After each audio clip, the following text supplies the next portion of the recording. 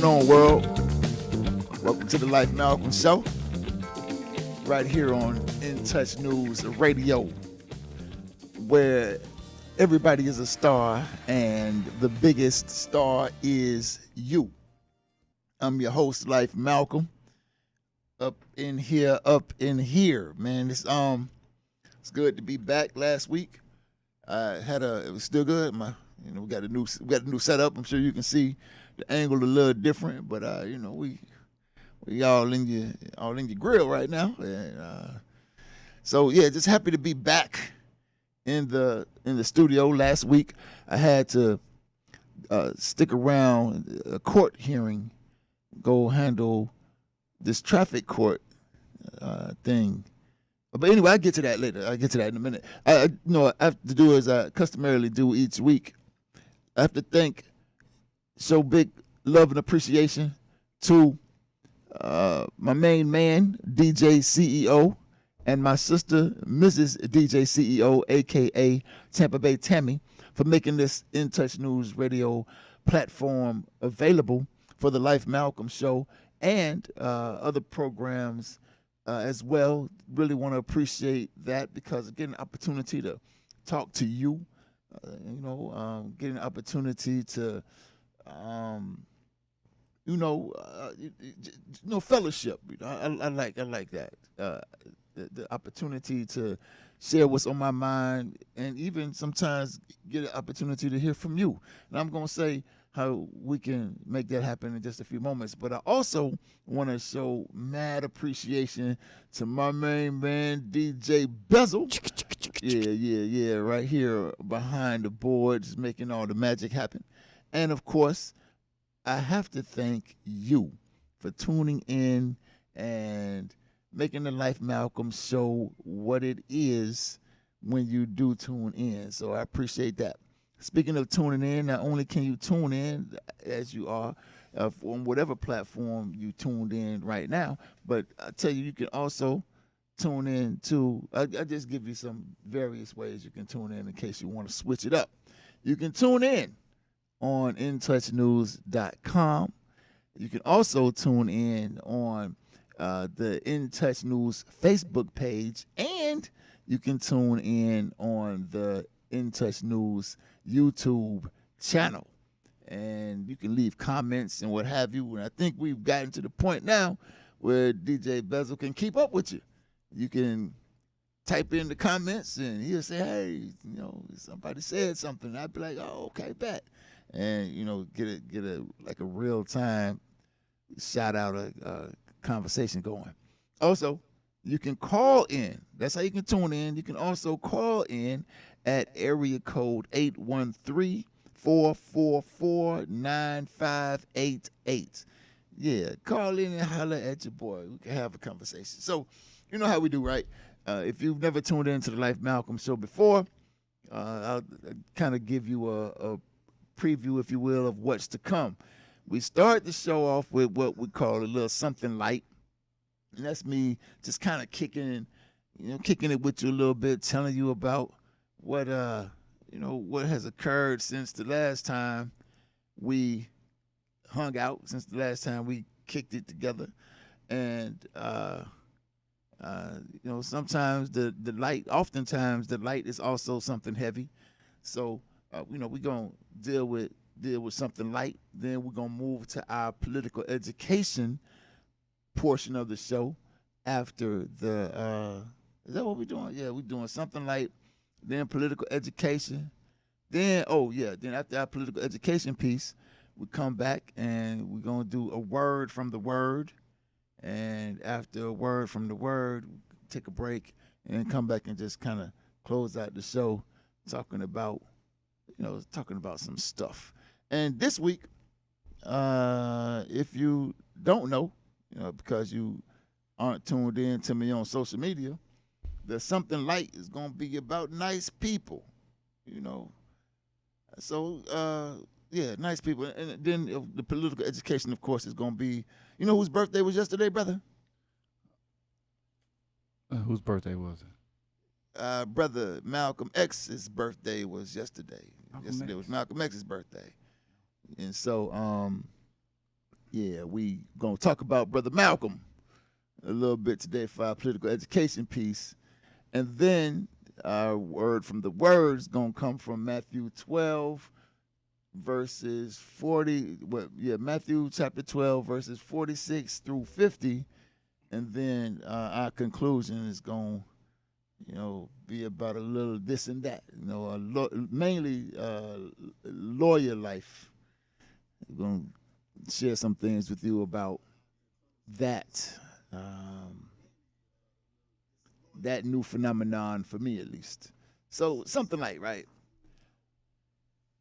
I said last week, I had to attend a hearing, had to cover a hearing for the managing partner at the firm where I work. And it was a traffic court case.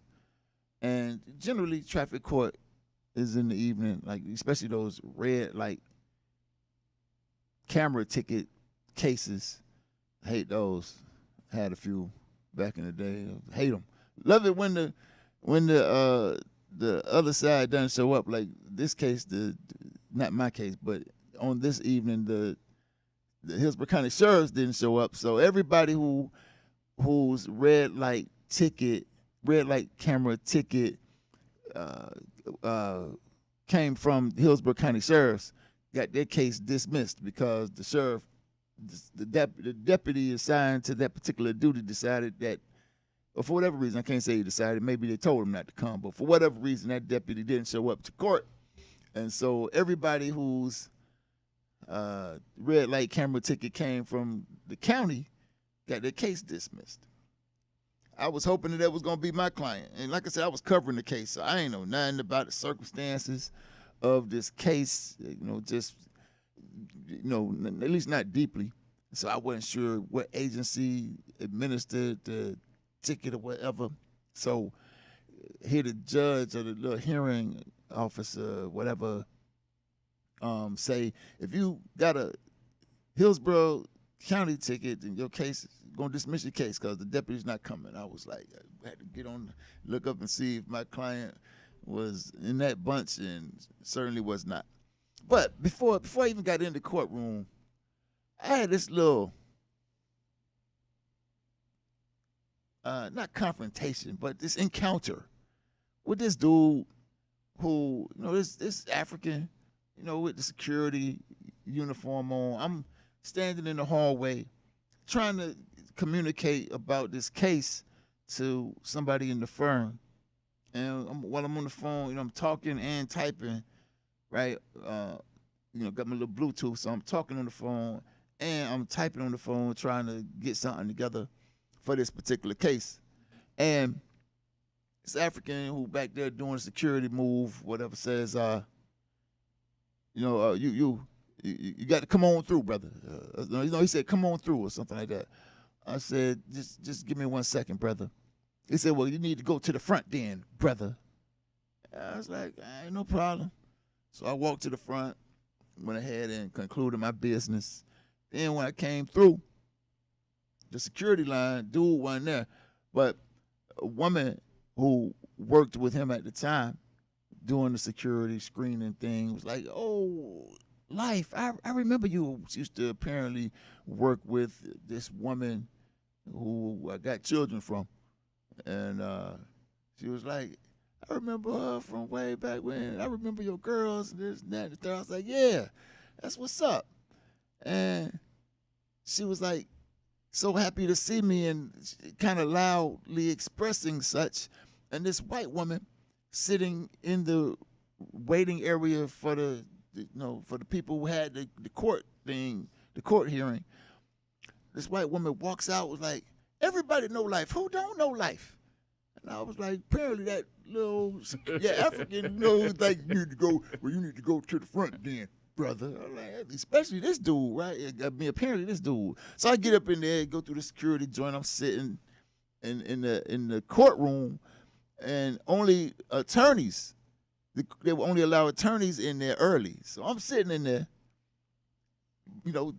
getting ready for the case, just brushing up on what I needed to know as much as I could in the short amount of time before it started. Because I'd never done a traffic court hearing before. That's not what I do. I do, other stuff. I mean, it's not something I've done, but so it just new to me. It's a different kind of vibe. When even like a judge, they have a hearing, what they call a hearing officer, and just different kind of things. So I wanted to know how to do it, and so the same security guard who was messing with me while I was outside comes through like, only attorneys are allowed to be in here early. I said, that's why I'm in here. Like, you an attorney? I said, yeah, that's why I'm in here. You an attorney? Hey, that's why I'm in here. You got your bar card? Showed him my bar card. That's all you had to do. That's what I'm going to ask you. So I went ahead and handled my business. I was hoping to observe how other attorneys did the traffic court thing, but I never got a chance to observe that because they called my client first. So went up there, and fortunately, everything was super smooth. The hearing officer was super nice. It was like $100 flat, no points assessed. Just got to pay this $100 by close of business on this day. I was like, bet, super cool. And it was just a contrast, like between this African and then this hearing officer, what they call a hearing officer. So that was that day. That was last Tuesday. This past Friday, Thursday or Friday, I had to go get some court documents for this client. Yeah, she was a potential client at the time, but she did retain us, so she's a client. Now I had to go get these court documents, and I had to go to window 33. At window 32 was this African, fat woman who, with a nasty attitude. Like, last time I had to go to her counter, she was just a really nasty person, and I thought I had to go to her window. She was like, no, you had 33, which was right next to her. And it was this white woman with this pleasant smile. The smile, it doesn't cost a thing to smile, but her smile was like worth $1 million. And she greeted me kindly, was very helpful. I mean, just made the entire experience a pleasant encounter. And I really, really appreciated that, man. Niceness goes a long way. And on my way to the courthouse, I don't like paying them machines with the credit card because it'll charge you for a full hour, even if you're not staying but 15 minutes. So that day I got like $10 in quarters, and I had a $50 bill. I went to the store, got $10 in quarters, and got 220s back. And I put the 220s when I got the car, put it in my pocket when I got the car to walk to the courthouse. And the 20s, I have a hole in my pocket. And on the side, though, like right where the lining is, so you can't really, it's not at the bottom, it's on the side. You can avoid it. But I didn't. And so I dropped my $40. When I got ready to pay this expensive dollar per copy price for these documents, I realized I didn't have the $40. And I know I'm coming close to a break, but I just want to finish this story. So I walked back outside to see if I could find the money, retrace my steps. Couldn't find the money. Looked all in the car, couldn't find the money. But there's this woman outside who was picking up trash with this little thing, little picker thing, scooping up, picking up trash. And I said, you didn't happen to find $40, did you? She was like, what denomination? I said, 220s. She said, yes. And she pulled it out and said, right here. She said, I ain't have to say. I said, I could have said, I ain't find nothing. I said, yeah, I really appreciate you being honest. I gave her $10 and said, have lunch on me. And it just, man, so just the contrast between the nasty people and the nice people. I just want to say nothing beats being nice. I really, really appreciate people in this world who are nice. Shout out to the nice people. I see y'all on the other side of the break, though. We finna talk some political education. A little bit about our beloved brother, Minister Malcolm X.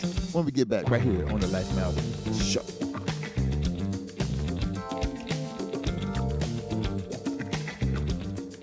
Listening to Tampa Bay Tammy, your girlfriend, on In Touch Radio. In Touch Radio. By now, we're all aware of the dangers of COVID-19. Like others with existing health issues, cancer patients are at a high risk due to their compromised condition. If you are newly diagnosed with cancer, your care likely can't wait. Moffitt Cancer Center is the best place for your cancer concerns and to provide guidance to help you plan your next steps. We're here for you. Call 1-888-456-2839 or go to moffitt.org/here for you. Hey, this is Agent Wright, better known as Mr. Clean. You looking for some great barbecue? Come see them two brothers on the grill, located at 423 Virginia Street, Charleston, West Virginia. We got ribs, chicken, pulled pork, brisket, collard greens, mac and cheese, baby. Come get some and get you a nice, smooth cigar. 304-550-4431. That is 304-550-4431. Come get some, baby. The Rib Man, mama, the Rib Man. We're playing your favorite old school.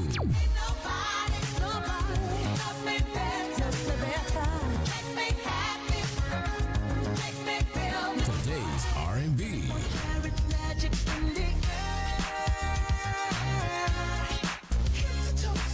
With a smooth touch of jazz. You're listening to In Touch Radio.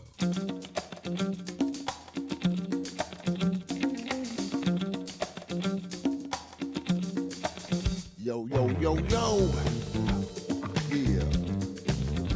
Guess who's back in the In Touch house?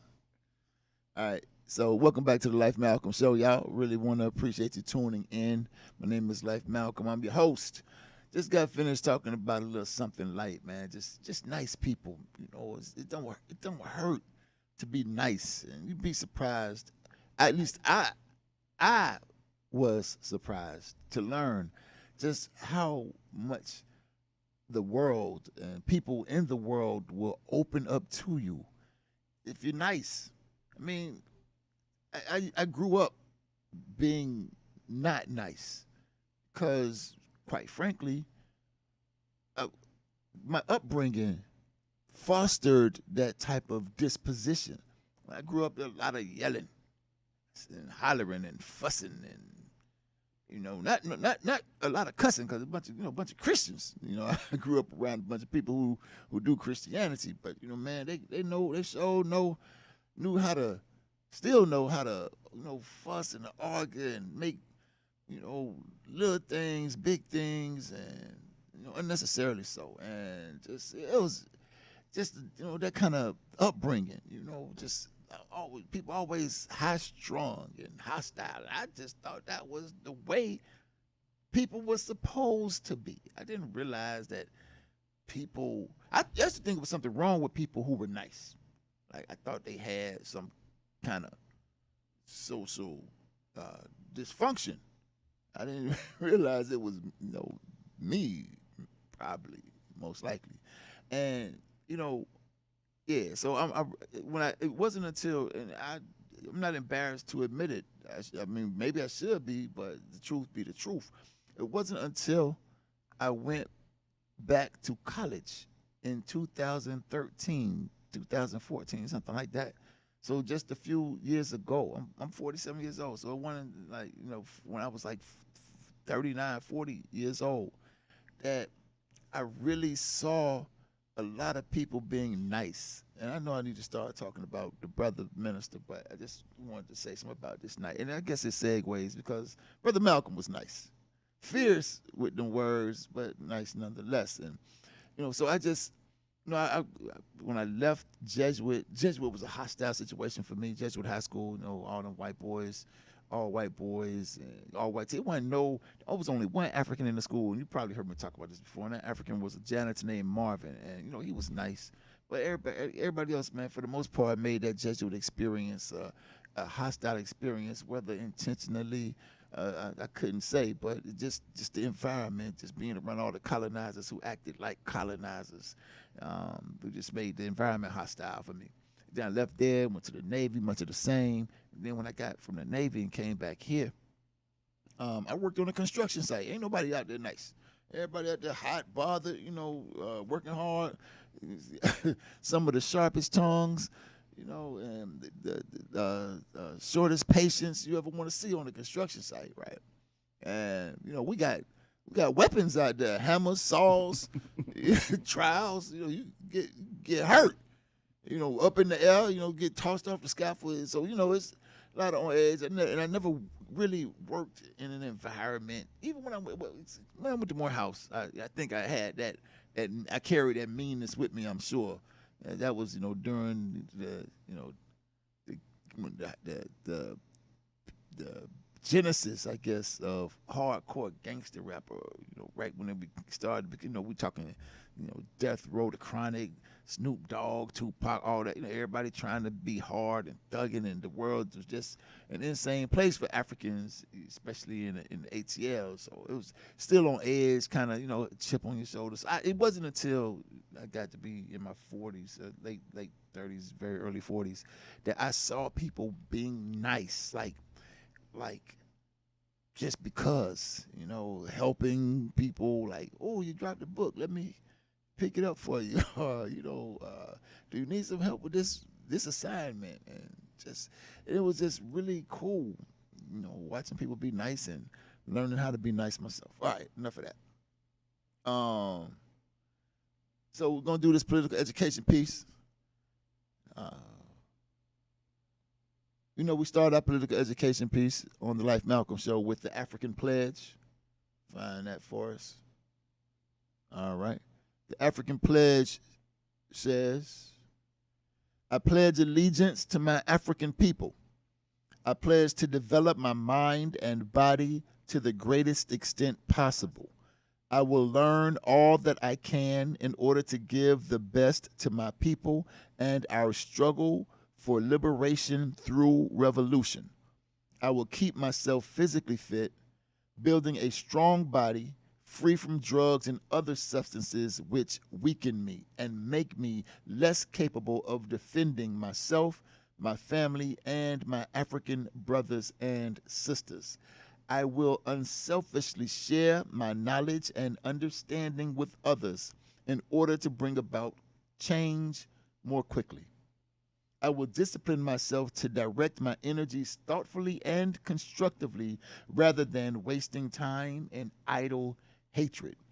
I will train myself never to hurt or allow others to harm my African brothers and sisters, for I recognize that we need every African man, woman, and child to be physically, mentally, and psychologically strong. These principles I pledge to practice daily and to teach them to others in order to unite my people in the struggle for freedom and independence. So that's our African pledge. I really appreciate the pledge because it helps me to stay focused on the objective, not only the objective that I have as an African revolutionary for the masses of colonized African workers, not just that goal of freedom and independence, but incorporated in the pledge are, a number of self-checks where I can critique myself. Am I doing what I must to keep my body free from drugs and other substances? Not just drugs, but other substances like processed foods, for example. Junk food. Lately, I found this potato chips that I like, and been on them, and I got to get up off them. They got all them chemicals in them. I can't say that they weaken me, but at least not at this time. But no, I got to get off that. Am I doing what I can to learn all that I can? So a lot of self checks. Another thing, keeping myself physically strong and capable of defending myself, and others, my family and others, etc. So it's a good pledge. I like starting our political education with that. So, brother Malcolm, man, the brother minister is dear to me in my heart. I used to read a lot about the minister Malcolm X when I was just coming into the understanding that I am an African. I understood for a long time. I had this belief that I was some kind of American, and I tried to be one. I did I had the white pledge, what they call it, the pledge of the allegiance. I had that, memorized code, and would do that stuff over my heart and salute when I was in the military and all that kind of stuff, right? And thought I was a good American. And even though I'd heard of Malcolm X, like my first introduction to Malcolm was through Public Enemy, as a matter of fact, and Fight the Power. And I think it was Professor Griff who used to rock the hat with the X on it or something like that. And so that's how I got hip to Malcolm X. Like, who was that? And then I saw a shirt with a cartoon depiction of Malcolm X. And I remember buying the shirt and wearing the shirt, and my mother telling me that I couldn't wear the shirt because Malcolm was like a Muslim and you know, and didn't believe in God, and I think didn't believe in Jesus. He believes in Allah. And you know, it's kind of like the devil worshiping or something, some kind of stuff. So, and I didn't know anything about Malcolm's political leanings, and at that point in my life, religion was the center of my world. You know, I believed in God and devils and angels and stuff like that. So, but when I went off to the United States Naval Academy Preparatory School, I had occasion to see Spike Lee's movie Malcolm X, watch the movie, and although I can't say I really have a great appreciation for that film at this point in my development, at that time in my life, that film was everything. I was fascinated by Denzel's portrayal of Malcolm X. And so I started reading. I read Malcolm's autobiography according to Alex Haley. And that, of course, led me to want to read other books, but still kept me on Malcolm. And one of the things, this is back in the days when we had cassette tapes. And there was this joint. It was like a 3 cassette set, and I bought that joint. It had Malcolm's, you know, face on the cover. It was like a bronzing, you know, background. And man, I think I had played those tapes so many times. I memorized all the words on both sides. You know, we had to flip the tape.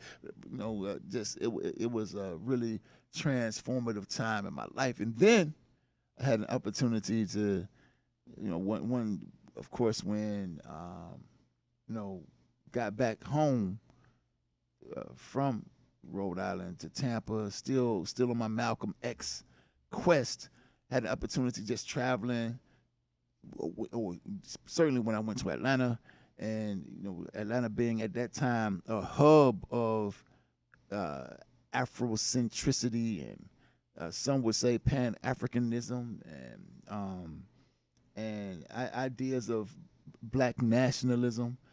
You know, I was able to get my hands on some Malcolm X speeches, and you know, outside of the commercially sold cassette tapes I'd come across, and just, man, really got to know Malcolm X in my view, in an intimate way as best one could, without having the opportunity to know him personally and shake his hand. And so I'm gonna tell you a few things about that, you know, that relationship with Brother Malcolm and myself when we get back from break. But we're gonna take a break right now, and we'll talk on the other side of that about a little bit more about Malcolm X, and then we're gonna move into a word from the word. But that's right after this.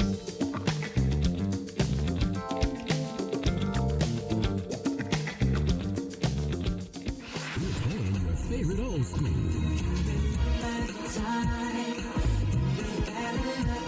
Today's R&B.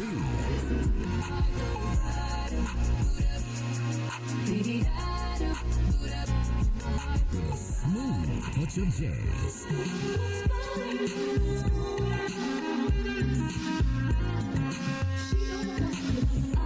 You're listening to In Touch Radio. Call Ricky. Ask Ricky. You need medical or a lawyer. I got the man to do the legwork for you. tried the other ones before, so believe we hunted down 813-248-6300. Everything gon' be okay, call Ricky, he coming. He taking care of state of Florida, grab a pin of sundown. 184-361-RICK. That's 184-361-425. Never word from the point forward, just recline. Just ask Ricky, plus your boy statewide. Just in case you missed it, I'ma tell you one more time. 184-361-RICK. Call Ricky, ask Ricky, is a legal medical referral service. The doctors and lawyers in our network are trained in handling auto injury claims and getting you the best medical treatment and recovery. Dial 1-844-361-RICK. That's 1-844-361-7425. Ricky. Ask Ricky. Who doesn't love being number one? When your team's dominating the standings, or your favorite band rocks the charts at number one, it feels good, right? Kind of like how it feels when you have auto insurance with State Farm. Because making you feel like number one is an honor your local State Farm agent takes seriously. Through the good times and not so good, your State Farm agent's proud to be here to help life go right. Call Herman White at 961-6661. That's 961-6661.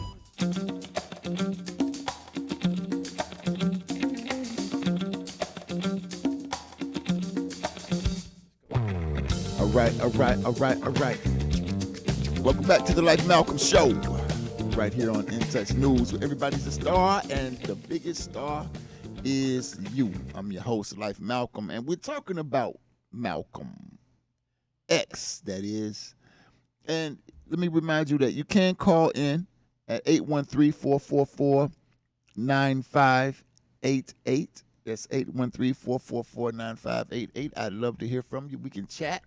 If you got some thoughts about Brother Malcolm X you'd like to share, I'd love to hear those. But let me go ahead and tell you a little bit about me and my little thoughts about the brother.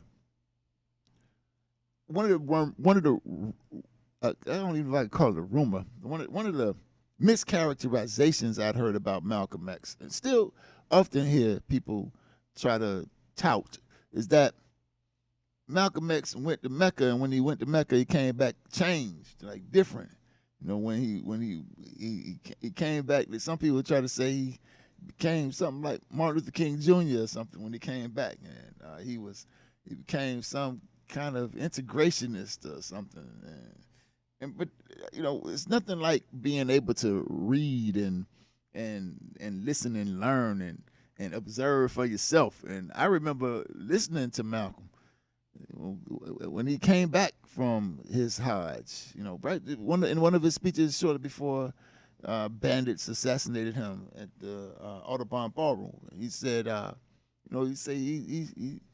he's still a Muslim. His religion is still Islam, and he went on ahead to talk about. That's what I wanted to say. I was talking country. Went on ahead to talk about the fact that when he was in Mecca, because he talked about how Elijah Muhammad had made Africans in the Nation of Islam believe that white people couldn't be Muslims. And he got to Mecca and saw white Muslims just like he saw African Muslims. And some people took that to mean that Malcolm didn't know that there were Muslims, that there were white people who were Muslims. But that one would have to be quite naive or know nothing about Malcolm X at all to even believe that. Even listening to that speech, that's not what Malcolm was saying, right? Malcolm said that's what Elijah Muhammad taught him. That's what he said. He didn't say he thought it or he believed it. He just said that's what Elijah Muhammad taught. And then he got to Mecca and was able to say, because, you know, having not been there, Malcolm X was a smart guy, a scientist, if you will, well-read, world traveler. He understood religions, you know, or their origins, etc. You know, Islam spans the globe. So Malcolm, in my estimation, if I had to guess, if I had to bet on it, I'm sure he knew that there were white-skinned Muslims. However, he wasn't the one to challenge Elijah Muhammad on such an assertion. Like, that wasn't that wasn't the role he played in the nation. However, when he broke from the nation, he was able to come and say that when he got to Mecca, because, like I said, he was a scientist. Everything is about evidence and proof. So he couldn't say, I know for, a fact I saw it with my own eyes until he went and saw it with his own eyes. He said, oh, well, he there they are. But the thing that Malcolm was clear about was that over in Mecca, the white people, if they did refer to the fact that they were white, they referred to it just as a matter of fact, as a part of a description of their physical characteristics. However, Malcolm pointed out that white people in the U.S., when they say they're white, they mean boss. They mean I'm boss. And so Malcolm was really clear about the fact that he still understood the distinction between colonized people and people who are colonizers, and he never came back from Mecca retreating from the idea that African people had to have our own independent ruling power. He never backtracked from that. So that was one of the things that was really eye-opening for me when I first got into Malcolm. Another thing is the idea of the house Negro and the field Negro. And of course this was quite some time before he went to Mecca with this house Negro, field Negro thing. But I'd heard it, for the first time in the Spike Lee movie, but it wasn't until I heard Malcolm explain how, you have these Africans who are out of their mind, who would, who would kill themselves trying to save the master's burning house, and then could look at Africans all around me in this country who would sacrifice themselves, and not just themselves, but sacrifice African working class people, sacrifice the interests of the African working class, sell out the African working class, all to stay in the master's house, or to try to get in the master's house. They're not even in the house, but trying to get in the house. They'll sell you out, set you up, and and brag about it. I'm the only one, like Malcolm said. I'm the only one on my job. I'm the only one at my school, like Malcolm said. You nothing but a house Negro. And so I really appreciated that explanation about Malcolm, by Malcolm X, about the class distinction. Malcolm was clear about the distinction between nations. You got the colonized nation and the colonized nation, and Malcolm was clear. When they have their army, we need to have our army. They have their flag, we need to have our flag. Malcolm was clear about that. But then Malcolm also shed light on the class question. There's a difference within the nation between working class Africans, who he characterized as field Negroes, and petty bourgeois Africans, who he characterized as house Negroes. And the last thing I would say about Malcolm X is this whole idea of the ballot or the bullet, that he knows a very riveting speech. If you haven't heard it, you should listen to it. You can Google it these days, YouTube it, and hear it. It's an incredible speech, and it's still a thorough analysis of the political landscape. When I say political, I'm talking this thing that passes off as politics, the contest, the ruling class contest between the Democrats and the Republicans, and whoever else tries to throw their ruling class hat in the ring. Malcolm gave a thorough analysis of that contest, and at that point in time made the declaration that Africans were in a position, had come to a level of cognizance that seizing political power was going to be a matter of, the ballot or the bullet. At this juncture, though, in history, African people have come to even sharper determination that the political power we seek, the independence that we seek, is going to have to come by the ballot and the bullet. And also has allowed me to understand that there's more than one way to vote. Like when I heard the ballot or the bullet speech initially many years ago, the ballot or the bullet, while it presents an obvious choice, obvious options, this or that, it didn't, as my dear friend Fred would say, it did not dawn on me that inherent in the statement, the ballot or the bullet, was this idea that there's more than one way to vote. And so I really appreciated that about Malcolm. Those are some things. Man, we could talk some more about Malcolm X too. And now that I think of it, I want to do that. So we're gonna have another conversation about Malcolm, maybe close to African Liberation Day in the month of his assassination, something like that. But we're gonna talk right now about a word from the Word, and this is what we're gonna do. I think I have a couple minutes before I go to break. So what I'm gonna do is read the verses that are the subject of a word from the Word today, and then when we get back from break, we'll talk about it just a little bit. All right, so I'm gonna quickly read. If you have your Bible phone, a phone Bible, you can turn to Matthew 12:46-50. I'm reading from the King James Version.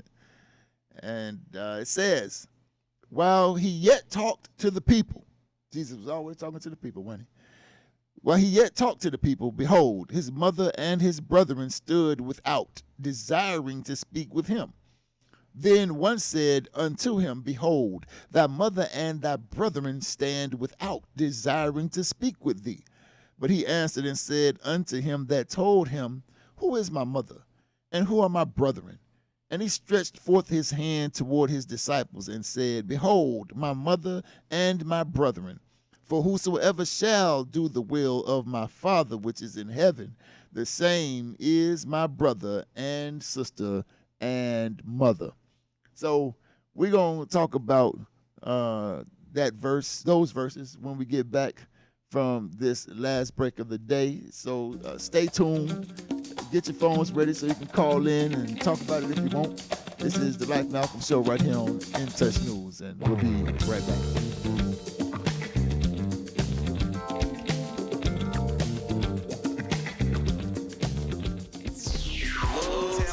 This is Ainsley Doe with Florida Realty Unlimited. As a broker with 15 years experience and a veteran of the Navy, I do understand your needs. Real estate prices are up. So if you're thinking of selling your home, call me for a free market analysis. If you're planning to buy a home, please call me for a free buyer's consultation. For more information, call Ainsley Doe at 813-546-1954. Once again, the number is 813-546-1954. Or check my ad out in the In Touch You.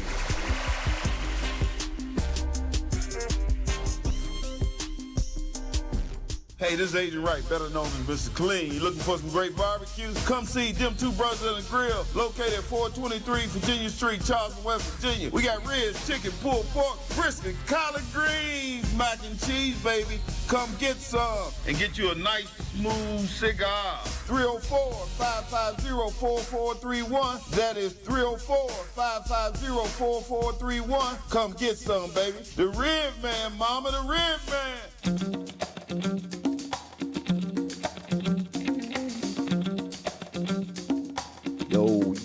Yo. All right, welcome back to the Life Malcolm Show.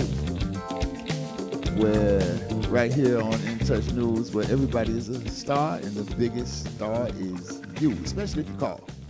Call me up, man, 813-444-9588. And if not, that's okay. We keep on talking. We got some things to talk about. So, I was in this discussion about Jesus and whether Jesus was a nationalist, a separatist, whether Jesus was only came here for his people. I believe there's a Bible verse, and we can work on it one day, but today's not the subject. But it kind of, my understanding of that verse feeds into my understanding of this verse. And that verse says something like, I come for none but the lost sheep of the house of Israel. And that to me is very definitive. I come for the lost sheep of the house of Israel. Not even all the sheep of the house of Israel, the lost sheep of the house of Israel. Not the ones who not lost, right? So he came for a very specific group.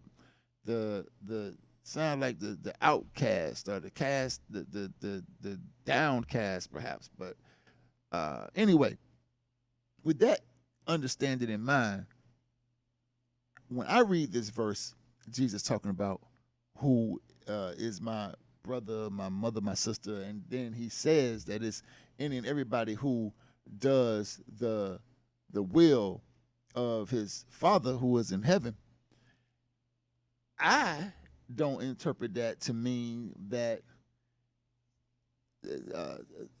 such a description fits. I don't take that to mean that Jesus is down for anybody, no matter what. Like that he somehow is an integrationist because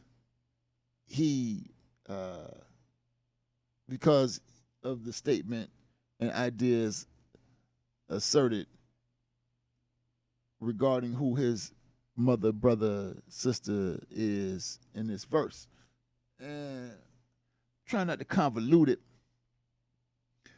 but as I read that particular verse,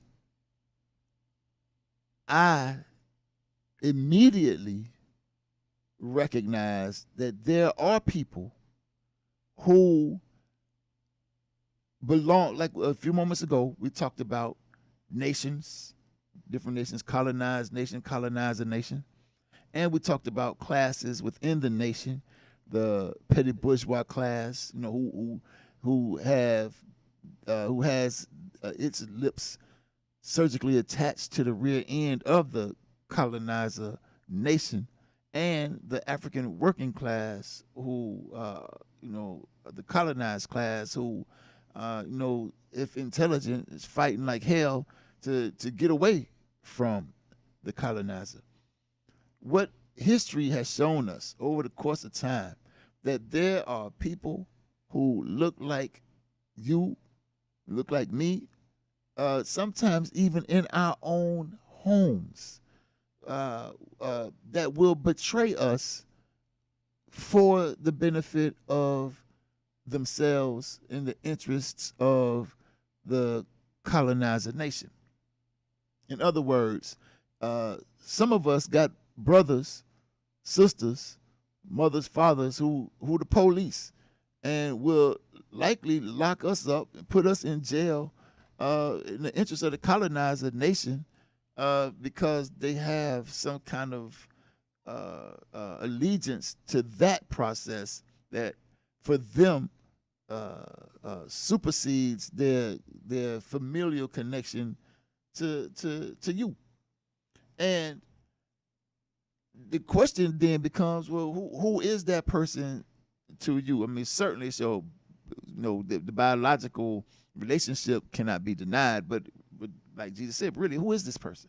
However, just like those type people exist, there are also people in the colonizer nation who will do what we've come to understand in the political world as commit national suicide and abandon the interests of the colonizer nation and do the work and the will and the bidding of the colonized nation. Yeah. I'm a member of the African People's Socialist Party, as you know. And in the party, not in the party, but working closely with the party, is a group of white people. the African Solidarity, the African People Solidarity Committee. And this group of nothing but white people have abandoned their interests in the colonizer nation and committed their entire lives, everything about their lives, to doing the work to overturn colonial oppression as it affects African people and others around the world. That's what they do their whole life. They have been doing it for decades. You also have, that's one example, that the African People Solidarity Committee and the Uhuru Solidarity Movement, another group of white people, it's a mass organization who have allied themselves with the colonized nation against the colonizer. Such persons are living examples of what national suicide is. And we in the African People's Socialist Party gladly and proudly call these white people who've committed national suicide, we call them comrades and mean it, not because of some kind of consanguinity, a relationship by blood or anything like that, but because of relationship, a principled relationship to do the work of not of our Father which is in heaven, but to do the work of African people right here on earth to overturn colonial oppression. Similarly, class suicide. There have been people who have been, part of who have been a part of the so-called middle class or petty bourgeois class, and thereby apart from the African working class or the working class people. For example, Che Guevara, tremendous revolutionary, was a dentist. He in the upper crust, if you will, but he abandoned that life to do the work of the people, committed class suicide to do the work of the people. Similarly, Fidel Castro, right, abandoned his station as a lawyer, to become the commander of one of the greatest revolutionary forces the world has ever seen, certainly in modern times. That's another example of class, suicide. So one can find brothers and sisters and mothers in places that ain't on the family tree. And Jesus recognized that. I tell you myself, I have brothers who don't come from my parents. Yes, I do.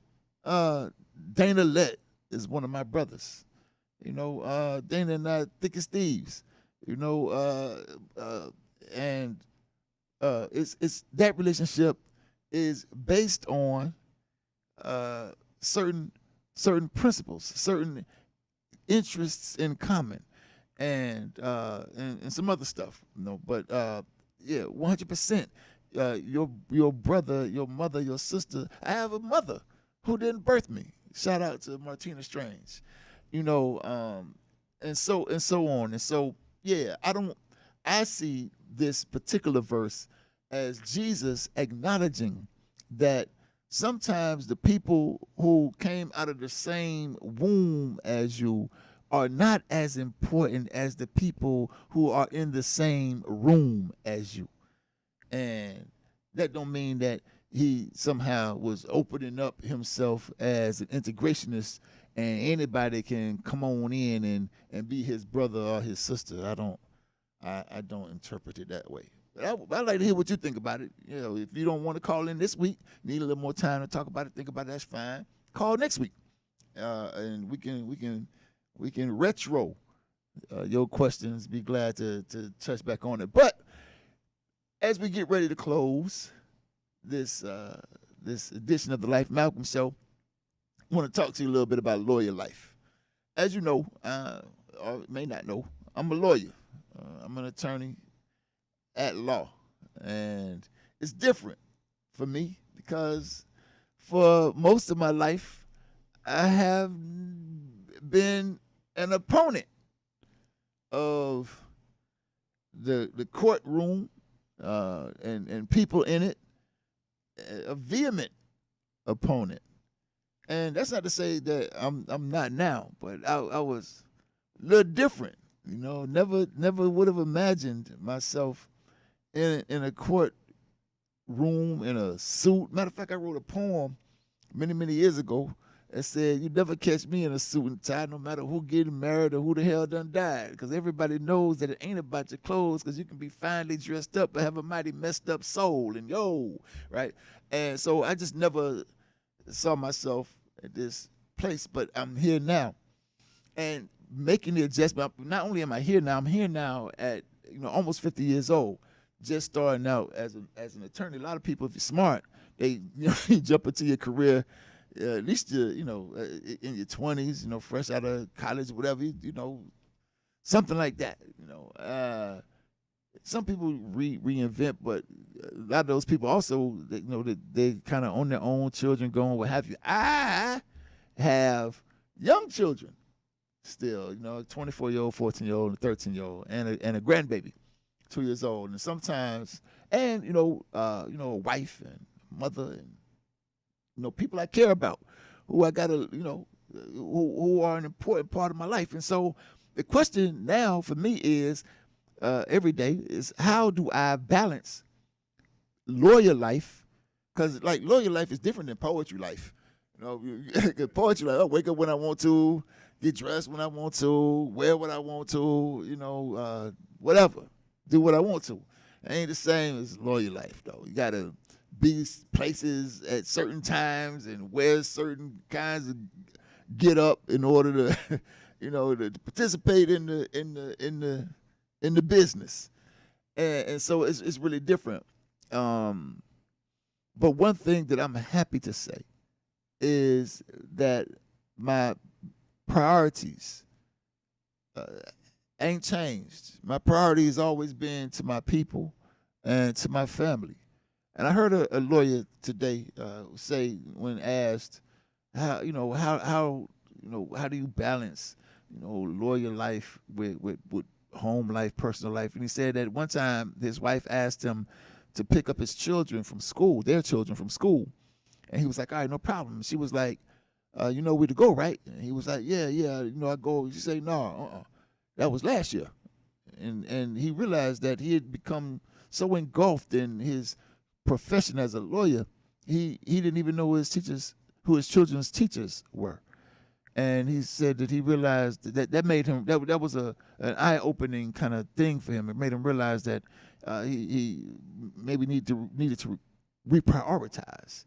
And I'm happy to say that at this juncture in my life, I know all my children's teachers and many of their friends, and I keep all that lawyer life stuff, where it belongs, and hopefully